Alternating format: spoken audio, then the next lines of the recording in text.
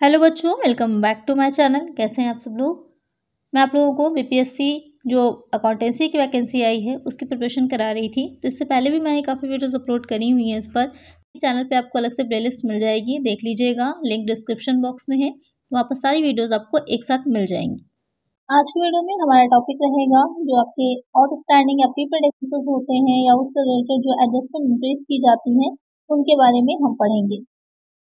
आइए शुरू करते हैं।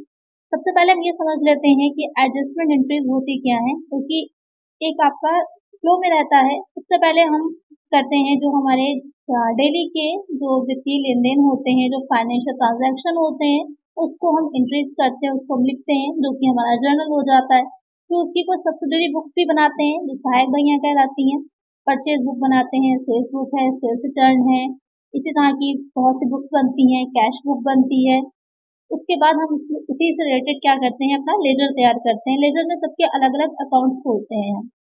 उसके बाद उससे हम फाइनल अकाउंट की तरफ बढ़ते हैं, जिसमें सबसे पहले हम ट्रायल बैलेंस बनाते हैं। तो ट्रायल बैलेंस बनाने में ये रहता है हमें ये अंदाजा लग जाता है या फिर हम ये पता कर लेते हैं उससे। हालांकि 100% वो उस चीज की कंफर्मेशन नहीं देता है कि अगर आपका ट्रायल बैलेंस तो दोनों साइड सही है, मिल जाते हैं, बराबर हैं, तो आपके अकाउंट सही बने हैं। में कोई आपकी कुछ ऐसे एरर्स होते हैं जो उससे भी नहीं पकड़े जा सकते।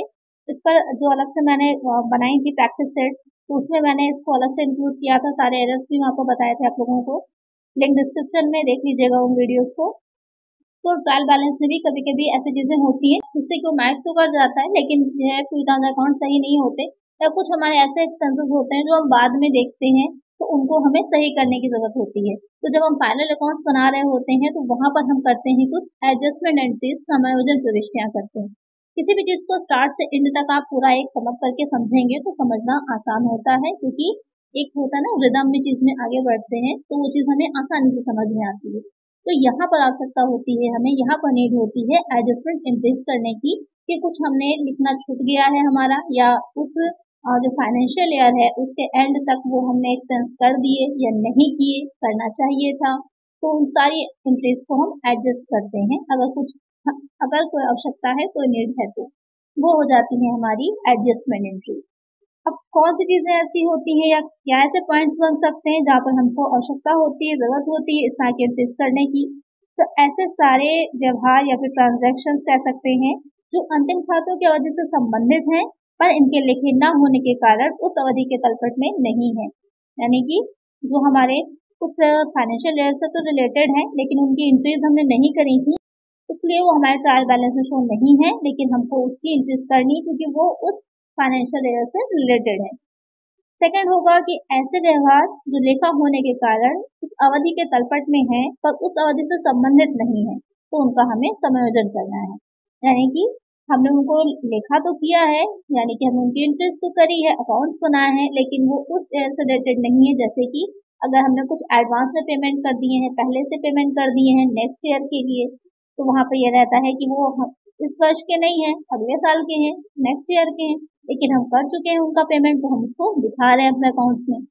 तो ये सारे जो आपके ट्रांजैक्शन हैं या जो ये सारे आपके व्यवहार होते हैं, तो इसकी हमें एडजस्टमेंट की जरूरत होती है। तो अब ये क्वेश्चन एक बहुत अच्छा उठता है कि ऐसा क्यों करने की जरूरत होती है। तो सब हमारे बिजनेस से रिलेटेड ही ऐसी जरूरत हमें इसलिए होती है जिससे कि हम उस वर्ष का करेक्ट प्रॉफिट निकाल सकें। जो हम प्रॉफिट एंड लॉस अकाउंट अपना बनाएंगे वो हमें उस वर्ष का सही प्रॉफिट या फिर लॉस दिखा सके। इसलिए हमें जरूरत होती है कि जिस लेखांकन वर्ष से, जिस फाइनेंशियल ईयर से रिलेटेड वो सारे एक्सपेंसेस हैं, उसी को हम दिखाएं, जिससे कि हम सही उस वर्ष का प्रॉफिट और लॉस पता कर सकें। तो ये हो गया, आपको समझ में आ गया होगा कि एडजस्टमेंट एंट्रीज क्यों की जाती हैं या एडजस्टमेंट कहाँ पर किया जाता है। बहुत से क्वेश्चन के आंसर हैं इसमें, ध्यान में रखिएगा और पॉइंट्स अपने नोट करते जाइएगा। आइए अब देखते हैं कि जो समायोजन हम कर रहे हैं किन की चीजों का उसमें किया जाता है। तो वो सारे आपके हो जाते हैं जो अभी मैंने बात करी। कुछ व्यवहार ऐसे होते हैं, कुछ ट्रांजैक्शन ऐसे होते हैं, वो कौन से होते हैं? वो आपके अदत्त व्यय होते हैं, आउटस्टैंडिंग एक्सपेंसेस होते हैं, पूर्वदत्त व्यय, प्रीपेड एक्सपेंसेस, उपार्जित या अर्थात उपार्जित लेकिन अप्राप्य आय, जैसे कि हो जाती है आपकी अनअर्न्ड इनकम जिसे बोला जाता है, अग्रिम प्राप्य होता है, एडवांस इनकम होती है। ये सारी चीजें होती हैं। इनसे रिलेटेड जो आपके ट्रांजेक्शन हैं उसको हम एडजस्टमेंट एंट्रीज में शामिल करते हैं। यहाँ पर आज हम पढ़ेंगे आउटस्टैंडिंग एक्सपेंसेस और जो आपके प्रीपेड एक्सपेंसेस हैं उनके बारे में। तो अब समझ लेते हैं कि वैसे तो आपकी क्लियरली समझ में आ गया होगा कि आउटस्टैंडिंग क्या है या फिर प्रीपेड क्या है, लेकिन थोड़ा सा देख लेते हैं कि आउटस्टैंडिंग एक्सपेंसेस क्या होते हैं। कि outstanding expenses are those expenses which are still to be paid. These are the expenses which are treated as liabilities, current liability and add to the concerned expenditure in profit and loss account. तो क्या है अदद expenses या फिर आपके जो अदद व्यय हैं कि जिनका भुगतान उसी लेखांकन वर्ष में किया जाना चाहिए था, जो फाइनेंशियल ईयर आपका चल रहा है उसी में ही पे किया जाना था उनको, लेकिन नहीं पे किया गया है उस फाइनेंशियल ईयर के एंड तक। तो उन व्ययों को क्या कहा जाता है, वो आपके एक्सपेंसेस लायबिलिटी होते हैं, आपकी एक दायित्व होते हैं। अब एक क्वेश्चन यहाँ पर बहुत अच्छा सा बन जाएगा कि किस तरह के दायित्व होते हैं। वो आपके चालू दायित्व होते हैं, करंट लायबिलिटी होते हैं। एक आपकी लॉन्ग टर्म लायबिलिटी होती है, एक आपकी करंट लायबिलिटी होती है। ये क्या हो जाते हैं, आपके करंट लायबिलिटी होते हैं, चालू दायित्व होते हैं। ये भी क्वेश्चन बन सकता है। और किससे संबंधित होते हैं, लाभ और हानि खाते में एक एक्सपेंस की तरह इसको हम शामिल करते हैं। तो आपकी समझ में आ गया होगा आउटस्टैंडिंग एक्सपेंसेस क्या होते हैं। उसी वर्ष से रिलेटेड हैं, अगले वर्ष से रिलेटेड नहीं है, उसी वर्ष में उनका भुगतान किया जाना था, पेमेंट किया जाना था, नहीं किया गया है, उसको हम दिखाते हैं प्रॉफिट एंड लॉस अकाउंट में, जिससे कि सही हमारा प्रॉफिट एंड लॉस पता चल सके। और एक पॉइंट और कौन बनेगा कि ये हमारे चालू दायित्व होते हैं, करंट लायबिलिटी होते हैं। आइए देखते हैं अब हम प्रीपेड एक्सपेंसेस के बारे में। Prepaid expenses are those expenses which have been paid in advance for the next financial year. These are the expenses which are treated as current asset, and deducted from the concerned expenses in the current financial year. Prepaid expenses क्या होंगे, जो पूर्वदत्त व्यय होते हैं, यानी कि पहले से ही आपने उन व्ययों को चुका दिया है जिसको आपको आगे आने वाले नेक्स्ट ईयर में देना था, नेक्स्ट ईयर में पे करना था, लेकिन आपने पहले से ही उनको पे कर दिया है, चुका दिया है। वो सारे व्यय क्या हो जाते हैं, पूर्वदत्त व्यय होते हैं, यानी कि वो उस वर्ष से रिलेटेड ना होकर के आने वाले नेक्स्ट ईयर से रिलेटेड होते हैं। और आपने पहले से ही पेमेंट कर दिया है तो वो क्या है, आपकी एक एसेट की तरह हो जाएंगे, संपत्ति की तरह हो जाएंगे। किस तरह के एसेट होते हैं, हमारी करंट एसेट होते हैं, चालू संपत्ति की तरह होते हैं। तो आपकी समझ में आ गया होगा कि प्रीपेड एक्सपेंसेस क्या है। आपको ये भी समझ में आ गया एडजस्टमेंट एंट्रीज क्या होती हैं, आउटस्टैंडिंग एक्सपेंसेस क्या है, और जो प्रीपेड एक्सपेंसेस हैं वो क्या है, उनका नेचर क्या होता है। अब इससे रिलेटेड क्वेश्चंस की तरफ चलते हैं और देखते हैं कि क्या क्वेश्चंस हैं या किस तरह से एग्जाम में आते हैं और उसे हम कैसे सॉल्व करेंगे। इसमें आगे हम न्यूमेरिकल को भी समझेंगे कि अगर इससे रिलेटेड आपके कुछ न्यूमेरिकल क्वेश्चंस आते हैं तो उसमें आप कैसे उसे सॉल्व करेंगे। मेनली आपको इंक्रीज करनी होगी उसमें, जिससे आपको बैलेंस निकल के आ जाएगा। आइए फर्स्ट क्वेश्चन लेते हैं। अदत्त व्यय डैश से संबंधित हैं। Outstanding expenses are related to dash, current year, next year, last year, none of the above। तो क्वेश्चन में कह रहा है कि जो आउटस्टैंडिंग एक्सपेंसेस होते हैं वो किससे संबंधित होते हैं। तो अभी मैंने आपको समझाया ही था कि उसी वर्ष हमको उसको भुगतान करना है, उसे ईयर हमें उसे पेमेंट करना है, लेकिन हमने नहीं किया है, तो किससे संबंधित होंगे, करंट ईयर से होंगे। तो इसका आंसर क्या होगा हमारा, ऑप्शन ए चालू वर्ष या फिर करंट ईयर। नेक्स्ट क्वेश्चन है, पूर्वदत्त व्ययों को डैश में दिखाया जाता है। Prepaid expenses are shown in dash, liability side, asset और liability side, none of the above. तो प्रीपेड एक्सपेंसेस मैंने अभी आप लोग को समझाया है कि क्या होते हैं, एक एसेट की तरह होते हैं हमारी। क्यों होते हैं, क्योंकि हमें फ्यूचर में या फिर नेक्स्ट ईयर में उसको पेमेंट करना था, लेकिन हमने उसको पहले ही पेमेंट कर दिया, वो हमारे लिए एक एसेट की तरह है। तो क्वेश्चन आता है किस तरह की एसेट है, तो वो आपकी क्या हो जाते हैं, तो वो आपकी करंट एसेट हो जाते हैं। यहाँ क्योंकि पूछ रहा है कि किस पक्ष में दिखाया जाएगा, क्योंकि बैलेंस शीट की बात हो रही है, जो प्रीपेड एक्सपेंसेस होते हैं वो एसेट साइड में दिखाए जाते हैं। तो एक आंसर होगा ऑप्शन बी। क्वेश्चन ये भी बन सकता है आपका कि बैलेंस शीट में कहाँ पर दिखाते हैं, इस तरह से लिख सकता है कि जो प्रीपेड एक्सपेंसेस हैं वो बैलेंस शीट में कहाँ पर दिखाए जाते हैं। तो भी आपका आंसर क्या हो जाएगा, एसेट साइड में, किसके अंडर में दिखाए जाते हैं, तो आपके करंट एसेट हो जाएगा। करेक्ट आंसर हो जाएगा ऑप्शन बी। नेक्स्ट क्वेश्चन है, यदि एक माह का किराया भुगतान किया जाना बाकी है तो समायोजन प्रविष्टि होगी। If the rent of 1 month is still to be paid, the adjustment entry will be debit outstanding rent account and credit rent account, debit profit and loss account and credit rent account, debit rent account and credit profit and loss account, debit rent account and credit outstanding rent account। Question में कह रहा है कि 1 माह का किराया भुगतान किया जाना बाकी है, यानी कि क्या हो जाएगा, वो आउटस्टैंडिंग एक्सपेंस हो जाएगा। आपको चुकाना था अभी लेकिन आपने पे नहीं किया है, वो हमारा आउटस्टैंडिंग एक्सपेंस हो जाएगा। तो वहां पर एडजस्टमेंट एंट्री जो हम करेंगे तो क्या होगी, वो एडजस्टमेंट एंट्री वो हो जाएगी रेंट अकाउंट डेबिट हो जाएगा हमारा, और आउटस्टैंडिंग रेंट अकाउंट क्या हो जाएगा, क्रेडिट हो जाएगा। क्योंकि जब एंट्री इसकी की जाती है जो आउटस्टैंडिंग से रिलेटेड होते हैं, तो जो भी चीज में आपका मेनली है उसको हम रेंट अकाउंट में, जैसे है रेंट आपको पे करना था तो रेंट अकाउंट डेबिट में चला जाएगा, और आउटस्टैंडिंग रेंट अकाउंट क्या हो जाएगा, क्रेडिट हो जाएगा। तो एक आंसर क्या होगा हमारा, ऑप्शन बी। इसके अलावा रेंट के अलावा कोई भी आपका एक्सपेंसेस कहाँ से दे रखा होता जो कि आउटस्टैंडिंग होता, तो आप उसका अकाउंट को, जैसे सैलरी होता तो सैलरी अकाउंट डेबिट हो जाता टू आउटस्टैंडिंग सैलरी अकाउंट आपका क्रेडिट हो जाता। तो कुछ भी दे रखा हो, कोई भी एक्सपेंस दे रखा हो, आउटस्टैंडिंग है तो आपकी एंट्री इसी तरह की जाएगी। नेक्स्ट क्वेश्चन है, असमाप्त व्यय है, there is unexpired expenditure, prepaid expenses, unpaid expenses, approved expenses, none of these. तो क्वेश्चन में कह रहा है कि जो आपके असमाप्त व्यय होते हैं, अनएक्सपायर्ड एक्सपेंडिचर होते हैं, इसमें से कौन से दे रखे हैं। पूर्वदत्त व्यय को कहते हैं, अदत्त को, उपार्जित को, या फिर इनमें से कोई नहीं। तो जो प्रीपेड एक्सपेंसेस होते हैं, पूर्वदत्त व्यय होते हैं, वो असमाप्त व्यय भी कहे जाते हैं। ध्यान में रखिएगा, ये क्वेश्चन अक्सर पूछा जाता है। तो ऐसा क्यों कहा जाता है, ऐसा इसलिए कहा जाता है कि जो एक्सपेंसेस होते हैं प्रीपेड वाले, इनकी कुछ राशि या कुछ अमाउंट जो होता है वो उसी वर्ष से रिलेटेड होता है, और बाकी की जो अमाउंट होता है उसको हम नेक्स्ट ईयर में ट्रांसफर कर देते हैं। यानी कि जो अमाउंट हमारा इस वर्ष से रिलेटेड है वो समाप्त व्यय हो जाएगा, क्योंकि हमने उसको पे कर दिया, वो एक्सपायर हो जाएगा। और जो आपके अगले वर्ष में ट्रांसफर हम कर रहे हैं उसी का कुछ भाग वो हमारा असमाप्त व्यय होता है, अनएक्सपायर्ड एक्सपेंस होता है। इसलिए इसे क्या कहा जाता है, असमाप्त व्यय कहा जाता है पूर्वदत्त व्यय को। एक आंसर होगा हमारा ऑप्शन ए। नेक्स्ट क्वेश्चन है, पूर्वदत्त व्यय खाता है, prepaid expense account, personal account, real account, nominal account, none of these. अभी जैसे मैंने आपको समझाया ही था कि कोई भी एक्सपेंस अगर वो उसके आगे आपका आउटस्टैंडिंग या फिर प्रीपेड लग जाता है, चाहे वो रेंट हो, चाहे वो सैलरी हो, कोई भी एक्सपेंस हो, वो क्या हो जाता है, वो बन जाता है आपका पर्सनल अकाउंट, यानी कि व्यक्तिगत खाता। तो एक आंसर हो जाएगा हमारा ऑप्शन ए। अगर सिर्फ आपका रेंट अकाउंट दे रखा होता तो वो हमारा कौन सा होता है, वो नॉमिनल अकाउंट होता है, नाम मात्र का खाता होता है। नेक्स्ट क्वेश्चन है, अदत्त व्ययों की राशि को दिखाया जाता है, the amount of unpaid expenses is shown in the debit side of profit and loss account, on the liability side of the balance sheet, both A and B, in the credit side of profit and loss account.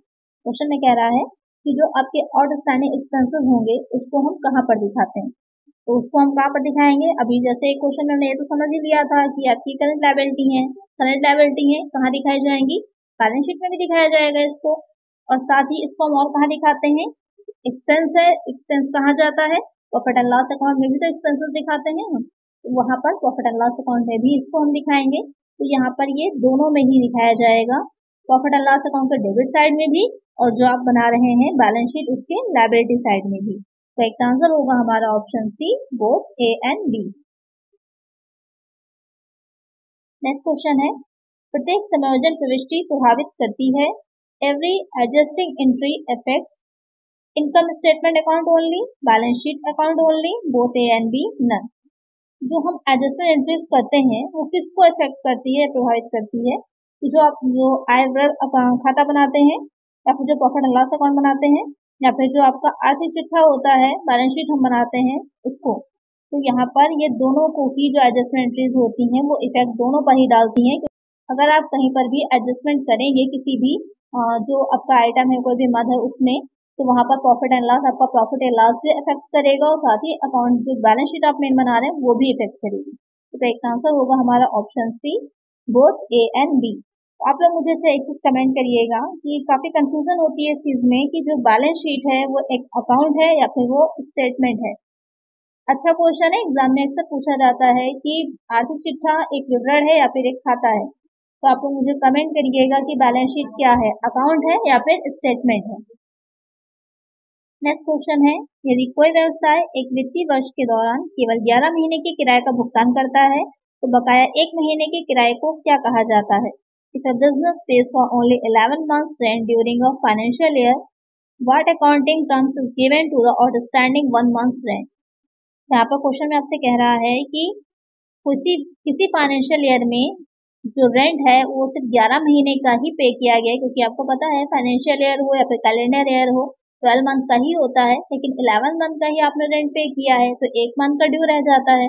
उस 1 month का ये तो आपको पता है कि outstanding है, आदत है, चुकाना था लेकिन नहीं चुकाया गया है, तो वो किस तरह से अकाउंटिंग टर्म जो होते हैं आपके, जैसे हर सब्जेक्ट की अपनी एक लैंग्वेज होती है, तो यहाँ पर अकाउंटिंग टर्म में उसे हम क्या कहेंगे?